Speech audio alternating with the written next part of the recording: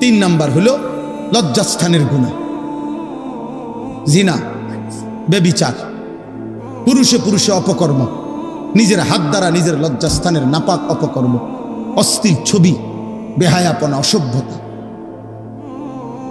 এই জিনা লজ্জাস্থানের অপবিত্র, শাহওয়াতের গুনাহ, হারাম চাহিদা, যৌন চাহিদা। এই লক্ষ লক্ষ যুবক আজকে এই উশৃঙ্খল, এই চুল চেহারা, লেবাস, পোশাক, আল্লাহ নাই, নামাজ নাই, সেজদা নাই, হালাল হারামের কোনো ধার ধারে না। এক একটা মোবাইল, নারীর আকর্ষণ, অশ্লীল ছবি, উলঙ্গ নাচ, হাজারো যুবককে কুকুর শুকুরের চাইতে নিকৃষ্ট বানায় দিছে। কলিজার ভিতরে, চেহারার ভিতরে আল্লাহ রসুলের কোনো চিহ্ন নেই, ইমানের কোনো চিহ্ন নাই। কতদিন হয় নামাজ পড়ে না, জানে না, কত রাত আল্লাহকে সেজদা দেয় না। আমার মনে পড়ে নবী সাল্লাল্লাহু আলাইহি সাল্লাম হাসরের ময়দানে আব্বা জিজ্ঞেস করবে, উম্মত 365 দিন, খোদার 1 বছরে মসজিদের মুয়াজ্জিন তোরে কোনোদিন ফজরের নামাজের জন্য জাগাইতে পারলো না, আর ফুটবল মাঠের রেফারি রাত 4টা বাজে কেমনে তোমারে জাগায় দিল? ফুটবলের রেফারি কেমনে তোমারে রাতের 4টা বাজে ঘুম থেকে জাগাইলো কেমনে? আর আমার মসজিদের মুয়াজ্জিন কেন 365 দিনে, 1 বছরে একদিনও, প্রতিদিন সে ডাকছে আসসালাতু খায়রুম মিনান নাওম, কিন্তু এই নাফরমানকে, এই নিকৃষ্ট নাফরমানকে একটা দিন উঠাইতে পারল না। কত বড় বেঈমান, কত বড় গাদ্দার! এই গাদ্দার যেন আল্লাহকে বলে দিছে পরিষ্কার যে মালিক তুমি আরো ডাকলো আমি উঠবো না, তোমার ডাকে আমি সাড়া দেব। তুমি যতই কও হাইয়া আলাল ফালাহ, তুমি যতই বলো সফলতা, আমি জানি সফলতা হইল ফুটবলে, সফলতা সেজদাতে না। ঠিক আছে আব্বা চলো, ফান্তাজিরু, কোরআনে আছে প্রত্যেক নবী বলতে বলতে বলতে বলতে ওই নবীর উম্মত যখন চূড়ান্ত নাফরমানি করছে, নবী অস্থির হইয়া একটা পর্যায়ে নবীগণ বলে ফেলতেন ফান্তাজিরু ইন্নী মাআকুম মিনাল মুনতাজিরিন। এক সময় নবী বলতো, হে আমার জাতি, ঠিক আছে, কোনোভাবেই শুনলা না তো ঠিক আছে, আল্লাহর আযাবের জন্য চলো, তোমরাও অপেক্ষা করো, আমিও অপেক্ষা করি, দেখা যাক মালিকের কি ফয়সালা, মালিকের কি ফয়সালা। এই পৃথিবী কেউ থাকবে না রে আব্বা ইমানদার নাফরমান, অনুগত, অবাধ্য, কেউ না, কেউ না, কেউ না, কেউ না, কেউ না। বলো না ভাই, আজ থেকে 300 বছর আগে যারা নেককার মানুষ ছিল তারা এখন কোথায়? বলে না, সবাই বলেন। আজ থেকে 300 বছর আগের জালেম যারা, পাপী, তারা কোথায়? হ্যাঁ, আবু বকর, ওমর, এই 2 সাহাবী, ওনারা এখন কোথায়? আবু জেহেল, আবু লাহাব, এই 2 বেঈমান, এরা এখন কোথায়? তাহলে ইমানদারও কবরে, নাফরমানও কবরে। এই পৃথিবী কাউরেই থাকতে দেয় না, অনুগত কেউ না, অবাধ্য কেউ, মূসা কেউ না, ফেরাউন কেউ না, ইব্রাহিম কেউ না, নমরুদ কেউ না, পৃথিবী কাউকে থাকতে দেয় না, কাউকে না। সূর্য থামে না রে আব্বা। আব্দুল কাদের জিলানী রাহমাতুল্লাহ আলাইহি সাইয়্যিদুল আউলিয়ার যেদিন মৃত্যু হয়েছে সেদিনও সূর্য চলছে, ফেরাউন নমরুদের যেদিন মৃত্যু হয়েছে সেদিনও সূর্য চলছে, পৃথিবী থামে না। পৃথিবী কি সময়ের গতি থামে না রে আব্বা। তুমি থাইমা যাইবা, তুমি কবরে পৌঁছে যাইবা। এই অহংকার, এই বড়াই, এই শরীর স্বাস্থ্যের যৌবনের বাহাদুরি, মা বাবার বেপরাই। মাওলানা বলল পিতা মাতার অবাধ্যতার ব্যাপারে অনেক সুন্দর কথা বলছে মাওলানা, মাশাআল্লাহ, আমি কিছুটা শুনছি, অনেক চমৎকার বয়ান করছে। আল্লাহ তাআলা জবানে বরকত দান করে। তো এজন্য বললাম এটা জরুরি। তো আমার বলার উদ্দেশ্য হলো এই 3টা পাপ মারাত্মক, মনে রাখবা যুবক। 1 নাম্বার শিরিক, 2 নাম্বার উপার্জনের হারাম। যারা অভিভাবক আছেন, রোজগার করেন, যারা পয়সা কামাই করেন, আপনাদের জন্য কথাই তা। উপার্জনের হারাম কইরা আমনও টিকতেন না, ফ্যামিলিও টিকত না, ফ্যামিলিও টিকত না। 70 বছর পরে না, 700 বছর পরে হইল আমনের বংশধররে মানসি এটাই কইব, ওই থো তোরে চিনি, তোর দাদা সুদখোর আছিল। সর বেটা আনতে, বেটা লম্বা লম্বা কথা কইতেছে, যা বেটা, তোরে চিনি না বেটা, আমরা চিনি না, আমরা জানি না তোমার আব্বা কিতা আছিল, বাটপাড়ের হদ্দার আছিল বেটা, অনাইসত লম্বা লম্বা কথা কইতি বেটা। পাপ মুছা যায় না, পাপ কি করা যায় না, মুছা যায় না।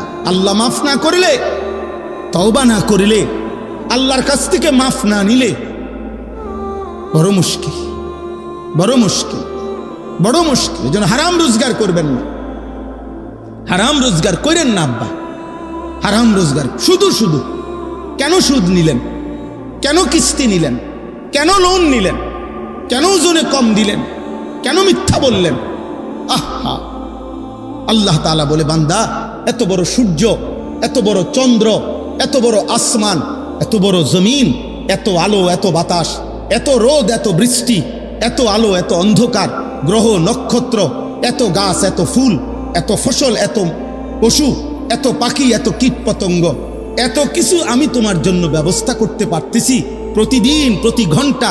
অল্প গোগা ভাত আর একখান ঘর আমি বুঝি তোমার দিতে পারতাম না, এই বুঝি কয়টা বাতের লেগা আর একখান ঘরের লেগে এতটি মিথ্যা কথা কইলা?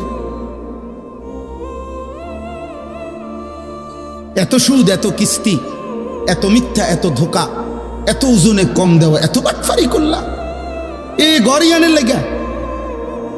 বলেন না, একজন মানুষের শেষ পর্যন্ত কিতা? এটাই তো দেখাইছে, গরিয়ান করছি, এ গরিয়ান করছে বলে। আর কিতা করছেন? আর এই বাজার সদাই ফাঙ্গাস, তেলাফিয়া, খিরা, টমাটো, ধন্যতা, কাঁচামরিচ, দুন্দুল, করলা, আর কিতা? আর হলো বন, বিড়ি, চা, আলু চপ, পেঁয়াজ, পান, সুপারি, এই শেষ। এই চাচার হায়াত শেষ, 70 বছর এই কতগুলো বন খাইছে আর বিড়ি খাইছে। শেষ বয়স কেমনে কাটাইছেন কাকা? এই আল্লাহর রহমতে আপনাকে 10 জনের দোয়ায় চা দোয়া নেই, আমরা দোয়া হেবটা চা দোয়া নেই, বন খাই, বুঝলেন? বিড়ি খায়, শুধু বিড়ি খায়। আস্তাগফিরুল্লাহ, আস্তাগফিরুল্লাহ, নাউযুবিল্লাহ। আফসোসের বিষয়, আমার কথায় রাগ করেন না, আমি প্রয়োজনে আর কোনোদিন আসবো না, আমি এ কথা মাথায় রেখেই ওয়াজ করি। বাকি আমার একদম স্পষ্ট কথা, 60 বছর 50 বছর এরকম বয়স্ক যেই সমস্ত লোক এখনো বিড়ি সিগারেট খায়, এ কথাই স্পষ্ট, এই লোক নির্লজ্জ, এই লোকের কোনো লজ্জা শরম নাই, একদম শরম নাই, শরম নাই, এটা তোমার কোনো শরম নাই। 60 বছর বয়সেও আপনার থেকে যদি এই সমাজের ছেলে পেলে, নাতি নাতনি কিছুই শিখতে না পারে, আর কোন দিন শিখবো আপনার থেকে? 60 বছর বয়সে আপনার থেকে কি শিখবো? বিড়ি ঘরের থেকে শিখবে কি? কথা বলেন না কেন? চা দোকানে যে নর্তকীর নাচ দেখে, টেলিভিশনে নর্তকীর নাচ দেখে, এমন বুড়া মেয়ের থেকে বাকিরা কি শিখবে? বলেন, আপনি বলেন, বলক, একজন প্রতিবাদ করেন, আপনি এসে এখানে বলেন কি শিখতো আপনার থেকে? বিড়ি খানা? কি শিখতো? আপনাদের সন্তান আপনাদের কাছে আমানত। এই ছেলে পেলেগুলো নামাজ পড়ে না, এই ছেলেগুলো সারা দিন রাত মোবাইল টিপতেছে। আমি সেদিন আব্বা গত সপ্তাহে, গত শনিবারে আমি এক জায়গায় ফজরের নামাজ পড়ছি, মাহফিলের জন্য যাইতেছিলাম আরেক জায়গায়, সারা রাত্র জার্নি করে রাস্তার পাশে এক মসজিদে ফজরের নামাজ পড়তে ঢুকছি।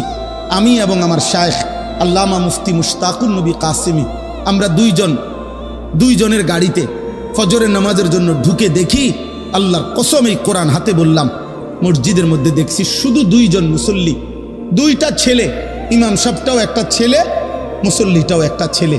এই 2টা ছেলে ছাড়া একটা লোক মসজিদে নেই, একটা লোক নাই, একটা লোক নাই। ছেলেটা বলল, হুজুর এটা 3 মৌজার জামে মসজিদ। মানে 3 মৌজা বোঝেন তো ভাই, এক গ্রামে তো 1 মৌজা না, কয়েক গ্রাম মিললে একটা মৌজা হয়। 3 মৌজার জামে মসজিদ এটা, শুধুমাত্র 2টা ছেলে ফজরের নামাজের জন্য মসজিদে। এই জাতির ভবিষ্যৎ কি বলো না আব্বা? তোমরা যারা ছেলেরা নামাজ পড়ো না, একদিনও তোমরা আগামী দিনে কেমনে বাঁচবা? কেমনে বাঁচবা? আল্লাহর দয়া ছাড়া বাঁচবা কেমনে রে আব্বা? আল্লাহর ফজল ছাড়া কেমনে বাঁচবা? আফসোসের ব্যাপার, আফসোসের ব্যাপার, আফসোসের ব্যাপার।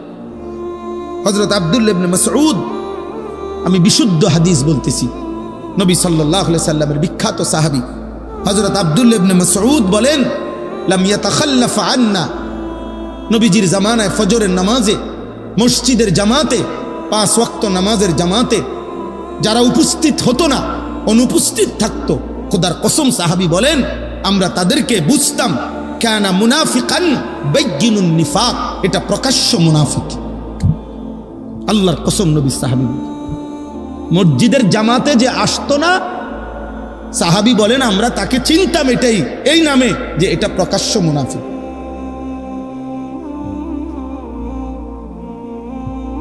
এই জন্য যুবক, মাশাআল্লাহ, এখানে লেখা আছে সপ্তগ্রামের সকল যুবক বৃন্দ সার্বিক সহযোগিতা, নওজোয়ান তোমরা যারা এই মাহফিলের সাথে সম্পৃক্ত, তোমাদের অনেকের গলায় বেইস আছে, আমি তোমাদেরকে বলি, তোমরা যদি আমগরে ভালোবাসে থাকো, মহব্বত করে থাকো, এই মহব্বতের দাবি নিয়ে বলতেছি আব্বা, তোমরা একজন আরেকজনকে আগামীকালকে মিটিং করো, পরামর্শ করে বসো যে আমরা এক বন্ধু আরেক বন্ধুকে ফজরের নামাজের জন্য ডাকবো। বলো ইনশাআল্লাহ, দেখবা পার। একজন একজনের সাথে ওয়াদা করো, তাহলে দেখবা বরকত হবে। 10 জন লইয়া পারতা না, তুমি শুধু একজনের লগে, দোস্ত কি কস, হুজুরের কথা মতো চল, ফজরের নামাজ পড়ি। রাসূলুল্লাহ সাল্লাল্লাহু আলাইহি সাল্লাম বলছে যে ফজরের নামাজ পড়ে তাইয়্যিবুন নাফস, তার অন্তর পবিত্র হয়ে যায়। তাইয়্যিবুন নাফস, আল্লাহ নবী বলছে যে ফজরের নামাজ পড়ে না, আল্লাহর কসম নবী বলছে খাবিসুন নাফস, ওর অন্তর হলো খবিস, ওইটা খবিস, খবিস, এটা খবিস, খবিস। এটা ফজরের নামাজ যে পড়ে না, এটা খবিস, খবিস, খবিস এটা। আর আল্লাহর নবী বলছে খবিস পায়খানায় থাকে। খবিস থাকে কোথায়? পায়খানা। এই জন্য নবীজি বাথরুমে, পায়খানায় ঢুকতে এই খবিস থেকে পানাহ চাই। বাথরুমে ঢুকার দোয়া কি? মানে কি কোন আমনে কোন খবিস না? তো বুঝা গেল নবীজি এটা কেন কইতেন, বাথরুমে ঢুকতে কেন বলতেন যে আল্লাহ খবিস থেকে পানাহ চাই, তাহলে বুঝা গেল বাথরুমের ভিতরে কে আছে? খবিস। রাসূলুল্লাহ সাল্লাল্লাহু আলাইহি সাল্লামের হাদিস, ফজরের নামাজ যে পড়ে না, আল্লাহর নবী বলছে শয়তান তার এই মাথার পিছনে, ঘাড়ের এখানে গিট্টু দিয়ে রাখে শয়তান তাকে, আর বলে আলাইকা লাইলুন তাওয়িলুন ফারকুদ, হে আল্লাহর বান্দা, রাত অনেক লম্বা, লম্বা ঘুমা, নাফরমান ঘুমা। শয়তান তাকে আটকায় রাখে, আবদ্ধ করে রাখে। নাউজুবিল্লাহ। তো আমার কথাটা শেষ হয়েছে না। রাসূলুল্লাহ সাল্লাল্লাহু আলাইহি সাল্লাম এই সূরা হুদ, এই যে কথাটা বলতেছিলাম, 5টি জাতির আযাবের বর্ণনা ওই সূরার মধ্যে আছে। কোন সূরা বলেন তো? সূরা হুদ, 11 নম্বর সূরা কোরআনে। তো ওই সবটা বর্ণনা করার পর, মানে আযাবের বিস্তারিত বর্ণনা দেওয়ার পর, গুনাহ, নাফরমানি, পাপ, সীমা লঙ্ঘনের কথা বর্ণনা করার পর, আল্লাহ কোরআনে ওই সূরাতে একটা আয়াত নাজিল করছে, নবীজিকে বলছে ফাস্তাকিম কামা উমিরতা।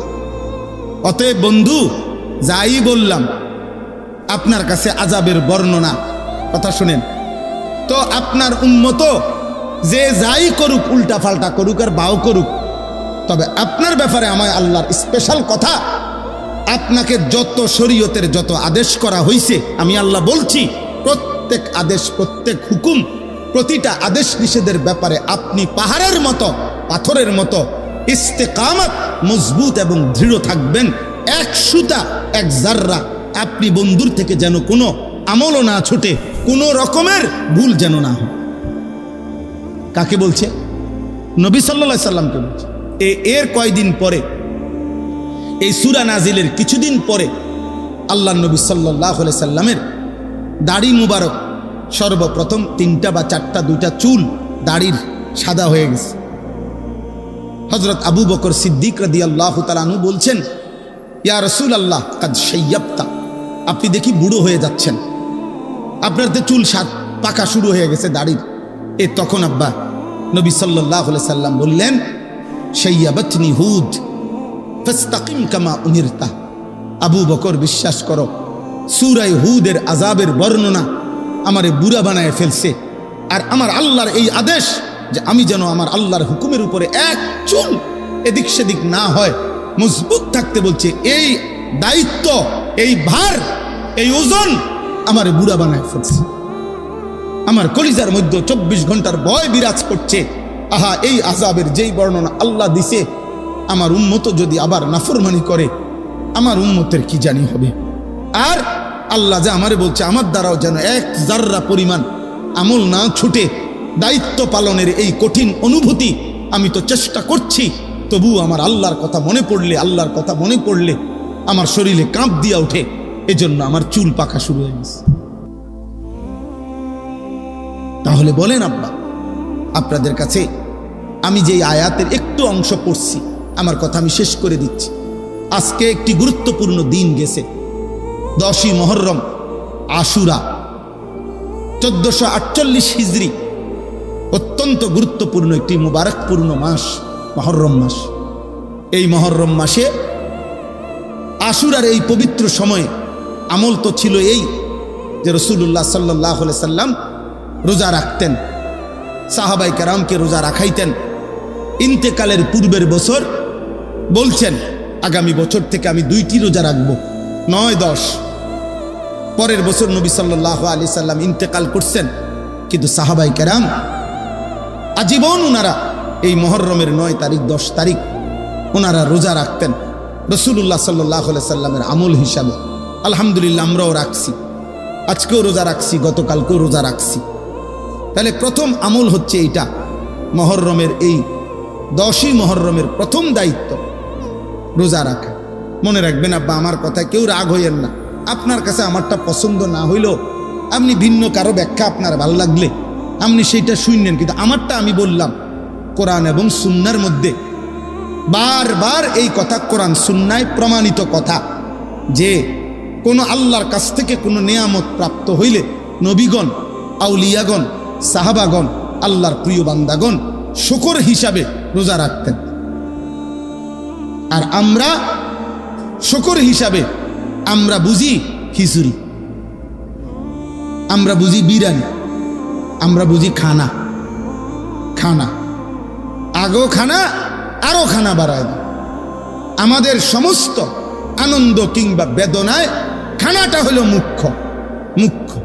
আনন্দের মুহূর্তেও আনন্দের অভিব্যক্তি খানা, বেদনার মুহূর্তেও বাপ মরুক, মা মরুক, বউ মরুক, ফুত মরুক না, দুঃখ ভারাক্রান্ত মানুষ, কিন্তু দায়িত্ব হইল খানা। খানা আমাদের বুঝ হলো এটা। আনন্দের মুহূর্তেও আমরা বুঝে নিছি ভাতের থালা, বেদনার মুহূর্তেও আমরা বুঝে নিছি ভাতের থালা। এটা আমরা খুব বুঝছি, আমরা বুঝছি এটাই। বাকি কোরআন সুন্নাহর আলোকে আমরা এটা বুঝি নাই, আমরা এটা বুঝি নাই। আপনারা আপনাদের যেমনি বুঝছেন, আপনাদের বুঝে আপনারা আরেকবার ভাইবেন আমার কথাটা। আমি এই কথাটাই বললাম, আমার এই কথাটাই আপনাদেরকে বললাম। আরেকবার জিজ্ঞাসা করেন যে রাসূলুল্লাহ সাল্লাল্লাহু আলাইহি সাল্লাম কারো মৃত্যুতে, নবী সাল্লাল্লাহু আলাইহি সাল্লাম বাবা মা স্বজনের মৃত্যুতে নবীজি কি করতে বলছেন। আবার শুনতে চেষ্টা করেন। কৃতজ্ঞতা স্বরূপ আল্লাহ নবী জিজ্ঞেস করছে মদিনার ইহুদিদেরকে, তোমরা কেন রোজা রাখো মুহররমের 10 তারিখ? সব হুজুররা মসজিদে মসজিদে এটা বয়ান করছে কিনা বলেন? প্রত্যেক হুজুররাই বলছে, সব মসজিদে এটা বয়ান হয়েছে। হযরত মুসা আলাইহিস সালাম ফেরাউনের কবল থেকে এই মুহররমের 10 তারিখ ওনার সঙ্গী সাথী নিয়ে নদী পার হয়ে আল্লাহ ওনাকে রক্ষা করছেন। ফেরাউনের পুরা বাহিনী ডুবে গেছে। তাইলে এইটা এই শুকর হিসাবে মুসা আলাইহিস সালাম আল্লাহর হুকুমে প্রতি বছর 10ই মুহররম রোজা রাখতেন। আল্লাহ নবী বললেন, তাহলে এই রোজা আমরাও রাখুন, এই রোজা আমরাও রাখুন। পরবর্তীতে সাহাবায়ে কেরামকে নিয়ে নবীজিও এই রোজা রাখতেন। তাইলে শুকর হিসাবে, কৃতজ্ঞতা হিসাবে নবীগণ তাদের অনুসারীদেরকে নিয়ে কি রাখছেন? কথা বলেন না, বলেন। আপনি মানতে হবে জরুরি না, আমারটা আমি বললাম, আপনার কাছে রেফারেন্স বলুন। রাসূলুল্লাহ সাল্লাল্লাহু আলাইহি সাল্লাম এ কথা সমস্ত আলেম স্বীকার করবে কোনো সন্দেহ ছাড়া। নবী সাল্লাল্লাহু আলাইহি সাল্লাম সোমবার দিন প্রত্যেক সপ্তাহ নবীজি সোমবারে রোজা রাখতেন। নবী সাল্লাল্লাহু আলাইহি সাল্লাম রোজা রাখতেন, এটা সব হাদিসে আছে। আল্লাহ নবীকে জিজ্ঞেস করছে, ইয়া রাসূলুল্লাহ, আপনি সোমবারে রোজা রাখেন কেন? নবী সাল্লাল্লাহু আলাইহি সাল্লাম বলেন, ফিহি বুলিতু, এই দিনে আমি জন্মগ্রহণ করেছি। আমার জন্মের খুশিতে, আমার জন্মের আনন্দে শুকর হিসাবে আমি প্রত্যেক সোমবারে রোজা রাখি। তাহলে আপনাদেরকে এটাও যদি ভুল বলে থাকি তো আপনি ফেলে দিয়েন, কোনো অসুবিধা নাই, আপনি বাদ দিয়ে দিয়েন। কিন্তু ইনসাফ যদি বলে থাকি, যদি হাদিস বলে থাকি, সত্য বলে থাকি, আরেকবার ভাইবেন। তাইলে আনন্দ কিংবা বেদনা, যদি 10ই মুহররম মুসা আলাইহিস সালাম ফেরাউনের বাহিনী থেকে উদ্ধার হয়েছেন, এটার যদি কৃতজ্ঞতা হয় তাইলেও তিনি রোজা রাখছেন। আর যদি ইমামে হুসাইন রাদিয়াল্লাহু তাআলা আনহুর কারবালার এই হৃদয় বিদারক কলিজা ছেঁড়া আহলে বাইতের শাহাদাত আর খুনের কথা যদি স্মরণ হয়, তাইলেও তো বিরানি আর ভাতের থালা হাতে উঠবার কথা না। বলেন মিয়া, ইনসাফ কি বলে? মিয়া, ইনসাফ কি বলে? ইনসাফ কি বলে? বলো না, ইনসাফ কি বলে? আমি করছেন আপনারা, আমার মানা নাই, কিন্তু আমার ওই জাকির বলছে, আগে শুনাইছে, আমি এরপরও কিছু বলি নাই, হজম করছি। কিন্তু আপনারা বলেন, আপনারা এই জরি লাগাইছেন কেন? বলেন। আপনারা কল্পনা করেন, ছেলেরা তোমরা কল্পনা করো, ধরে নাও আজকে 10ই মুহররম, মনে করো এই মসজিদের সামনে ইমামে হুসাইনের পবিত্র লাশ এখানে না রাখছে, মনে করো আহলে বাইতের 71 জন আহলে বাইতের পবিত্র সদস্যের খুন ঝরা লাশ কারবালার মাঠ থেকে মনে করে এখানে না রাখছে, তো তোমার দায়িত্ব কি? এই ফুল লাগানো? বলেন না ভাই, আপনার ইনসাফ কি বলে? বলেন, তর্ক ছাড়া কম। রাগ হইেন না আপনারা, আমি শুধু বুঝাইলাম আনন্দ কিংবা বেদনায় উল্লাস কেমনে হয়, আনন্দ কিংবা বেদনায় খানা কেমনে মুখে আসবে, শুকর হিসাবে তো নবী সাল্লাল্লাহু আলাইহি সাল্লাম শিখাইছেন রোজা। আমরা একজন একজন করে লিখি, হিসাব করি। এখন হাত তোলার দরকার না, আমি হিসাব নিচ্ছেন, মুখে বলতেছি আর কি, যে কয়জনের মনে ছিল রোজা রাখার কথা।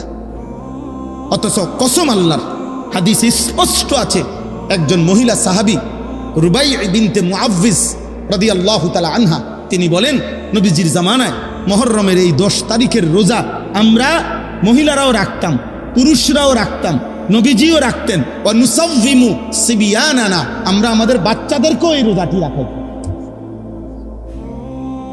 আমাদের বাচ্চারাও এই রোজা রাখতো, বাচ্চাদেরকেও আমরা রোজা রাখাইতাম। তাহলে সাহাবায়ে কেরাম তাদের বাচ্চাদেরকেও নবীজির আনুগত্য শিখাইছেন, অনুসরণ শিখাইছেন।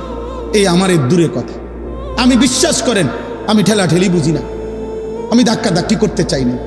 বলতে বলতে আল্লাহর দয়ায় ওয়াজের বয়স 22 বছর হয়ে গেছে, 22 বছর। আর কত, আর কত? এইখানে এই এলাকাগুলোতে আমি এই মসজিদে তারাবি, খতমে তারাবি পড়ছি। হ্যাঁ, এই মসজিদে, ওই যে আমি যে চবেপুরে তাফসির করতেছিলাম, চবেপুরে দাখিল মাদ্রাসার যে মসজিদে, তো 2 দিন না 3 দিন ছিলাম। আরও আগের কথা, তো খতমে তারাবি হয় না ওইখানে কোনো মসজিদে। তখন শুনছি একমাত্র এখানেই তো মনে হয় এই মসজিদে খতমে তারাবি হয়েছে। আমি ওইখান থেকে খতমে তারাবি পড়ে আবার ওইখানে গেছি, রাত্রে গিয়ে ওখানে ছিল। জাকির, এই হাফেজ জাকির আমার খুব পরিচিত, ওর কারণেই দাওয়াত নিছি।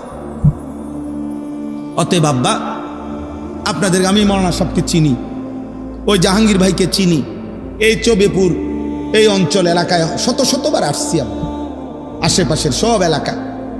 তাহলে অতএব আমার বলার উদ্দেশ্য হলো, একজন মুমিন আনন্দের প্রকাশও করবে নবীজি সাল্লাল্লাহু আলাইহি সাল্লাম সাহাবায়ে কেরামের আমল হিসাবে, বেদনা সেটাও প্রকাশ করবে নবী এবং সাহাবীদের তরিকায়। এটা তর্কের বিষয় না, এটা ঝগড়ার বিষয় না, এটা সুন্নি ওয়াহাবির বিষয় না, এটা কাজ্জা ফাসাদের বিষয় না, এটা হলো কোরআন সুন্নাহর সাথে মিলাইয়া নেওয়ার বিষয়। সাহাবায়ে কেরাম নবী সাল্লাল্লাহু আলাইহি সাল্লামের আমলের সাথে মিলাইয়া নেওয়ার বিষয়। আমনের জায়গা থেকে যদি আমনের মিল্লা যায় খালাস, কথা বোঝেন নাই? আমার কাছে আইতে হইব আমার তরিকায়, এটা তো মাকসাদ না। মাকসাদ হইল আপনি যেখানেই আছেন, যার কাছে আছেন, যেই পীর যেই মুর্শিদে হোক, যেই আউলিয়ারি হোক, যেই দরবারি হোক, যেই খানকাই হোক, আপনি শুধু এতটুকু মনে রাখেন, ইবাদত কিংবা আমল, আনন্দ কিংবা বেদনা, সব অবস্থাতে সুখ কিংবা দুঃখ, আমাদের প্রত্যেক অবস্থার বহিঃপ্রকাশ রাসূলুল্লাহ সাল্লাল্লাহু আলাইহি সাল্লাম সাহাবায়ে কেরামের আমলের সাথে মিলানো উচিত। উচিত? কথা বলেন না কেন? উচিত। এর দূর আপনাদের বিবেকের কাছে বলে গেলাম, এর দূর আমাদের বিবেকের কাছে বলে গেল। মুহররমের উপলক্ষে ওমা ডেগে ডেগে কিছু, ডেগে ডেগে বিরিয়ানি, কি বুঝাইতে চাইছেন?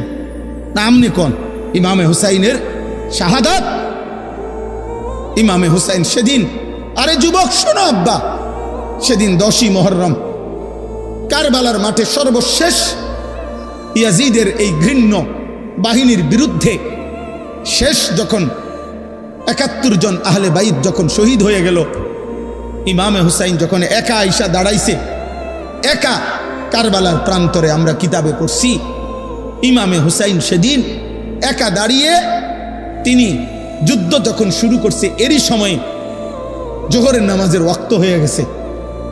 ইমামে হুসাইন ওদের দিকে, শত্রু বাহিনীর দিকে তাকাইয়া, ইয়াজিদের বাহিনীর দিকে তাকিয়ে বলছে, তোমরা আমারে অল্প একটু সময় দাও, 10টা মিনিট সময় দাও, আমি আমার রবের সেজদা আদায় করব, জোহরের নামাজ আদায় করব।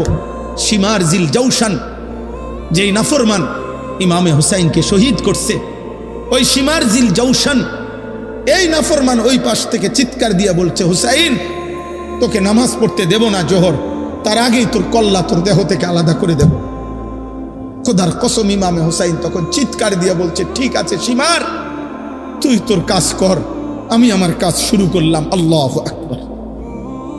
উনি নামাজে দাঁড়ায় গেছে, বলছে ঠিক আছে, তুমি আমার কল্লা ফেলে দাও, আমি জান দেব, কিন্তু আমার রবের সেজদা দিয়ে দাও।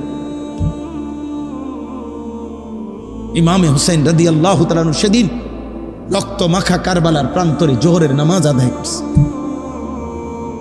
আর তুমি নাফরমান, এক ওয়াক্ত নামাজ না পড়া, তুমি হুসাইন প্রেমিক আর আমি হুসাইনের দুশ্মন। আচ্ছা ঠিক আছে, ইনশাআল্লাহ হাসরের ময়দানে তোমার লগো আমার দেখা হবে, ইনশাআল্লাহ, ইনশাআল্লাহ দেখা হবে, ইনশাআল্লাহ দেখা হবে, ইনশাআল্লাহ। নবীর আশিককে, নবীর দুশ্মনকে ইনশাআল্লাহ আমল নামা তোমারও আছে, আমল নামা আমারও আছে, আছে না? ঠিক আছে, ফান্তাজিরু ইন্নী মাআকুম মিনাল মুনতাজিরিন, তোমরা অপেক্ষা করো, আমরা অপেক্ষা করি। দুনিয়া সবারই কম বেশ পেড়ে বাতে, দুনিয়া সবারই চলতে আছে, চলতেছে না সবাই? দুগা ভাত, কদ্দুর ঘুম, দুনিয়া একভাবে না একভাবে পার হয়। সুখের রাতও ভোর হয়, দুঃখের রাতও ভোর হয়, বাসর রাতও ভোর হয়, ফাঁসির রাতও কি হয়? ভোর হয়। কোনো রাতই বাকি থাকে না, কোনো রাতই বাকি থাকে না। অনুগত অবাধ্য সবাই কবরে, সবাই কই? কথা বলেন না, শেষ কথা শেষ তো আমার। অনুগত অবাধ্য সবাই কোথায়? সবাই কবর। আল্লাহ বলছে, বান্দা 12টি মাস আমি নির্ধারণ করেছি, 4টি সম্মানিত মাস আমি নির্ধারণ করেছি। নবীজির জবানে নবীজি শুনাইছেন, আল্লাহ তাআলা যে কয়টা মাসকে সম্মানিত করছেন, তার মধ্যে একটি মাস হচ্ছে মুহররম। তার মধ্যে একটি মাস কি? আল্লাহর কাছে সম্মানিত একটি মাস, মুহররম। আল্লাহ কোরআনে বলছেন, ফালা তাজলিমু ফিহিন্না আনফুসাকুম, এইটাই আয়াত, সূরা তাওবার 36 নম্বর আয়াত। আল্লাহ বলছেন, বান্দা সম্মানিত পবিত্র মাসে তুমি বান্দার কাছে আমার অনুরোধ, কোনোভাবেই নিজের উপরে জুলুম করো না, পাপ করো না। প্রত্যেক গুনাহই জুলুম, প্রত্যেক পাপই জুলুম। পাপ করো না, গুনাহ করো না, জুলুম করো না, নাফরমানি করো না। এজন্য দোস্ত আমার, আজকে এই 10ই মুহররম আশুরা, এই পবিত্র দিনেও এটাই সবক। মুসা আলাইহিস সালাম সেদিন একথাই প্রমাণ করছেন 10ই মুহররমে, যে আল্লাহর উপরে যদি আস্থা থাকে, ইয়াকিন থাকে, তো পৃথিবী বিখ্যাত খোদা দাবিদার কাফের বেঈমানের হাত থেকেও আল্লাহ রক্ষা করে। এটা আশুরার শিক্ষা। ইমামে হুসাইন সেদিন আশুরায় 10ই মুহররম কারবালা প্রান্তরে জান দিয়ে তিনি সেদিন বলে গেছিলেন, কতলে হুসাইন আসল মে মর গে জিদ থা, ইসলাম জিন্দা হোতা হে হর কারবালা কে বাদ। তিনি সেদিন বললেন যে আজ আমি শহীদ হই নাই, রক্ত দিয়েছি আমি, মূলত মরে গেছে ইয়াজিদ, মূলত মৃত্যু হয়েছে ইয়াজিদের। হুসাইন মরে নাই, শহীদ মরে না। শহীদ কি মরে না, শহীদ মরে না, শহীদ মরে না। আল্লাহ তাআলা কোরআনে বলছে, ওয়ালা তাকুলু লিমান ইউকতালু ফি সাবিলিল্লাহ আমওয়াত বাল আহইয়া। শহীদ মরে না, শহীদ জীবিত। তো আল্লাহ তাআলা ইমামে হুসাইন সেদিন শাহাদাত বরণ করছেন এবং তিনি বলেছেন, এই বিশ্ববিখ্যাত কবি ভারতের আকবর এলাহাবাদী এই কবিতাটা বলছিলেন। তিনি বলছিলেন, হায় সেদিন হুসাইনের মৃত্যু হয় না, মূলত ইয়াজিদের মৃত্যু হয়েছে, জালেমের মৃত্যু হয়েছে সেদিন, ইনসাফের মৃত্যু হয় নাই। আর এ কথা ইমামে হুসাইন কিয়ামত পর্যন্তের জন্য বলে গেছে যে ইসলাম জিন্দা হোতা হে হর কারবালা কে বাদ। প্রতিবার রক্ত দিলে, প্রতিবার আল্লাহর জন্য জান বিলিয়ে দিলে নতুন নতুন প্রতিবার ইসলাম জিন্দা হবে। অতএব মুসলমানের নওজোয়ান, চলো আল্লাহর জন্য লড়ি, দ্বীনের জন্য ভাবি, কালেমার জন্য ভাবি, ইসলামের জন্য ভাবি। বলো ইনশাআল্লাহ। যে জীবনে আল্লাহ নাই, যে জীবনে ইসলাম নাই, যে জীবনে সেজদা নাই, যে জীবনে কোরআন নাই, যে জীবনে কালিমা নাই, যে জীবনে আল্লাহর ভালোবাসা নাই, যে জীবনে মদিনার বন্ধুর ভালোবাসা নাই, সে জীবন জীবন না। ওই জীবন আর জানোয়ারের জীবন, ওই জীবন আর জানোয়ারের জিন্দেগি বরাবর। এই জন্য একটা ছেলেও যদি বুঝো, একজনও, সব একসাথে বোঝে না, আমরা জানি, একজনও যদি বুঝো তো দয়া করে ইনশাআল্লাহ এই দোয়ার পূর্ব মুহূর্তে আমরা প্রত্যেকেই আজকে এই সিদ্ধান্ত নিলাম যে আমরা গুনাহ থেকে বাঁচবো ইনশাআল্লাহ, আল্লাহর ইবাদত করবো ইনশাআল্লাহ।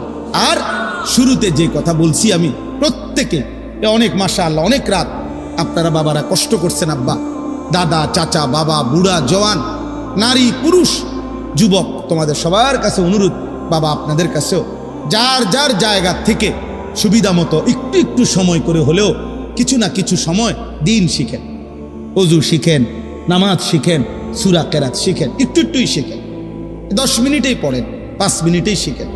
চারিদিকে মাদ্রাসা আছে, চারিদিকে হুজুর আছে, চারিদিকে আলেম ওলামা আছে। ফেলে দিয়েন না আমার এই কথা, একদিন আফসুস করবেন কবরে, সেদিন আর ফিরতে পারবেন, সেদিন আর ফিরতে পারবেন। আল্লাহ আপনাদেরকে তৌফিক দান করেন। এই মাদ্রাসা আল্লাহ কবুল করে নেন, আল্লাহ মাদ্রাসা কবুল করে নেন। 6 জন ছাত্রকে পাগড়ি দেওয়া হয়েছে, আজকে দেখছেন হয়তো একটা পাগড়ি মাথায় দেওয়া হয়েছে। একদিন তারা যদি সত্যিকার হাফেজ, কোরআনের এই কোরআন যদি কলিজায় ধারণ করে আর এলেম আমলের সাথে যদি বাকি জীবন চালায়, ইনশাআল্লাহ দেখবেন এরা হাসরের ময়দানে বাদশাহ। এরা হাসরের ময়দানে কি বাদশাহ, বাদশাহ, বাদশাহ। রব্বে করিম আরশে আজিমের মালিক আল্লাহ বলবে, বান্দা এদিকে আসো। হাফেজে কোরআনকে বলবে, ইকরা ওয়ারতাকি। কোরআনের হাফেজ, একটা একটা আয়াত তেলাওয়াত করো, জান্নাতের একটা একটা তালা উপরে উঠো। হাফেজে কোরআন জিজ্ঞেস করবে, মাওলা কতটুকু উপরে উঠাবো? আল্লাহ বলবেন স্বয়ংক্রিয়ভাবে, লিফটের সুইচ দেওয়া আছে, তুমি সুইচ টিপন লাগতো না। ফাইন্না মানজিলাতাকা ইনদা আখিরি আয়াতিন তাকরাউহা। তোমার তেলাওয়াত শেষ হবে যেখানে, তোমার বাসস্থান জান্নাতে, অবস্থান স্থল তোমার রোম কামরা হবে সেখানে। তুমি পড়তে পড়তে শেষ করো। মিনাল জিন্নাতি ওয়ান নাস বলতে বলতে যত আয়াত হবে অত আয়াত উপরে তুমি সুবহানাল্লাহ। তখন ওই হাফেজে কোরআন 6000-এর চাইতে 6234 বিশুদ্ধ বর্ণনা। তো এই উপরে উঠা এলাকাবাসীকে সালাম দিবে যে, চাচা আমি আপনাকে সেই ছেলেটা, আল্লাহ আমার এই এনে উঠাইছে। আল্লাহ কবুল করে নেন, আপনাদের যাদের ভালোবাসা সহযোগিতায় একটা টাকার দান মনে রাখেন, মাদ্রাসার দানের একটা মিনিট কথা শুনেন, আর 5 মিনিটে শেষ করে দিচ্ছি। এই একটা টাকার দানে আপনি যেখানে মিশে গেলেন, 1000 টাকা, 10,000 টাকা, 5,000 টাকা, মনে রাখেন এটা একটা সিলসিলা। সিলসিলা মানে আমি আনিসুর রহমান আজ থেকে 35 বছর আগে আমি যেই মাদ্রাসায় পড়ছি, মনে করেন নোয়াখালী লক্ষ্মীপুর টুমচর মাদ্রাসায়, তাহলে ওই মাদ্রাসায় যারা দান করছে তাদের দানের টাকার থেকেও আমার খাবারের লোকমা আল্লাহ মিলাইছে। তো আমি সেই মাদ্রাসায় পড়ছি, আমার ছাত্র জীবনে আমি যতগুলো মাদ্রাসায় পড়ছি ওই মাদ্রাসাগুলোতে যারা দান সাদাকা করছে, আজকে আল্লাহ তাআলার তৌফিকে দয়ায় যেটুকু কোরআন সুন্নাহর কথা আমরা বলতেছি, এর দ্বারা যদি সওয়াব হয়, খোদার কসম এই প্রত্যেক দাতার আমলনামাতেও সওয়াব উঠে। এবং আমি এখন আরেকজনকে শিখাইলাম, তো এবার সে বলতেছে, সে আবার আরেকজনকে শিখাবে, সে বলতেছে এই সিলসিলা মাদ্রাসার দান এটা আর থামে না, এটা আর শেষ হয় না। অতএব এই শেষ 4-5 মিনিট সময় লম্বা কালেকশন না, আপনাদের প্রত্যেকের কাছে অনুরোধ, আপনারা প্রত্যেকেই আপনাদের ভালোবাসা নিয়ে পকেটে হাত দেন। মাদ্রাসার জন্য যার যার ভালোবাসা দিয়ে যেটুক তৌফিক হয় মহব্বতের সাথে একটু বেশি করে মাদ্রাসার জন্য একটু দান করেন। এরপরে আমরা এক্ষুনি দোয়া করছি। যদি কেউ বলেন পরে দিবেন তো বলে ফেলেন, ওনারা লিখে রাখুন। যদি কেউ নগদ দিবেন আমাদের কাছে দেন, অথবা ছেলেদের হাতে দেন, যেমনি সুবিধা, থাকলেই দেন, না থাকলে দোয়া করে দিয়েন, থাকলে না দিয়েন এমন যেন না হয়, বেশি করেই দিয়েন। মাদ্রাসার দানে, মসজিদের দানে আব্বা ঠকবেন না, কেউ ঠকবে না। আমি একটু আগেই বলছি, আল্লাহ তাআলা বলছে ওয়ায়ুরবিস সাদাকাত, সাদাকা দান আল্লাহ বাড়িয়ে দেয়, বাড়িয়ে দেয় আল্লাহ বরকত। উঠেন না, কেউ দোয়া না করে উঠেন না।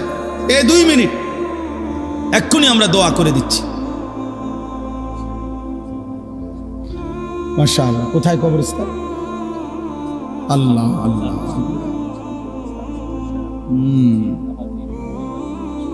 আল্লাহ কবুল, আল্লাহ মাফ। জি, কেউ যদি পরে দিবেন, চাচাদের মধ্যে, বাবাদের মধ্যে অনেক সম্পদশালী আছেন, প্রবাসী আছেন, ছেলে পেলে প্রবাসী আছে, আপনারাও বলেন যে হুজুর আমি ইনশাল্লাহ 10,000, 5,000, 50,000 দেব। ভাই আছেন ভালো? জি, দেখছি তো আপনারা।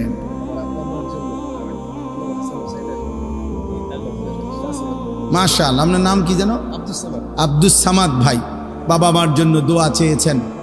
হ্যাঁ, ইমাম হাসান, ইমাম হুসাইন রাদিয়াল্লাহু তাআলা আনহুমার, ওনাদের রুহের মাগফিরাতের জন্য উনি সব মিলাইয়া 5,000 টাকা দিবেন নিয়ত করছে। আল্লাহ তাআলা বাবা মাকেও মাফ করে দেন। ওনারা তো ওনারাই সাইয়্যিদা শাবাবে আহলিল জান্নাহ, ওনারা তো 2 জন জান্নাতের যুবকদের কি সন্তান। প্রত্যেক জুমায় আমরা খুতবার মধ্যে আমরা সব ইমাম সাহেব সারা পৃথিবী জুড়ে ইমামে হাসান, ইমাম হুসাইনের জন্য প্রত্যেক জুমার দ্বিতীয় খুতবায় আমরা দোয়া করি। শরৎনগরের তাজুল ইসলাম সাহেব নগদ 10,000 টাকা, আল্লাহ কবুল করেন। মাশাআল্লাহ, আলহামদুলিল্লাহ। আর কেউ পরে দিবেন বলেন, যদি বলেন বলেন আব্বা, দেরি করেন না, বলেন, বরকত হবে। এ দিলে ঠকবেন না, এটা আপনাদের কাছে রাখেন। মাশাআল্লাহ। আব্বা তোমার নাম কি? সিরাজ। আগামী বছর 5,000 টাকা দিবে, আল্লাহ কবুল করে। মানিকনগর। আর কেউ? আর কেউ?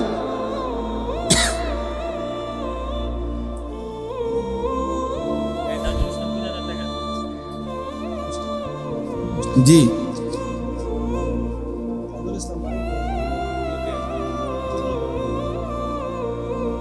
যুবক ভাই তোমরা নামাজ পড়ো আব্বা, একজন আরেকজনের সাথে মিলেমিশে ফজরের নামাজ পড়ো, আল্লাহ বরকত দিবে আব্বা। 5 ওয়াক্ত নামাজ পড়ো, গুনার মধ্যে তৃপ্তি নাই, আল্লাহর নাফরমানিতে তৃপ্তি নেই। মানিকনগর শাকিল 3,000 টাকা দেবে ইনশাআল্লাহ।